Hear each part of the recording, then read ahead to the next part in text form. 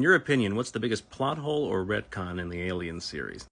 I'd probably have to say it's the space jockey. It's probably the easiest answer. Just making him an engineer, but then not stating it's an engineer. It's confusing.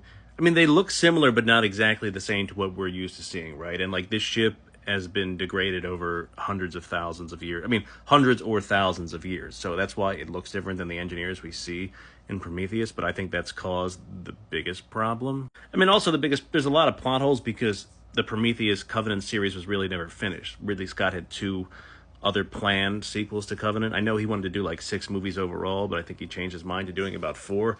So like we don't know what happens with David after Covenant. He's kind of just on that ship with the colonists, and then we just shoot over to Alien, and there's this ship with the eggs in there. So people are like, where did the eggs come from? Did David make the eggs? Who made the eggs? Why is the ship there? There's a bunch of weird stuff, right? And you're never going to satisfy anybody with an answer that you give, because it's either not going to be satisfactory enough, or it'll be like, oh, I don't think that's true, and this is my theory on it. But the space jockey and the engineers kind of being the same thing, even though there are theories that the space jockeys are a superior race to the engineers, and I've talked about this previously. They might have a rivalry like the predators have, like the really large predators compared to the really small predators, like different tribes of the same species. So it's the space jockey for me.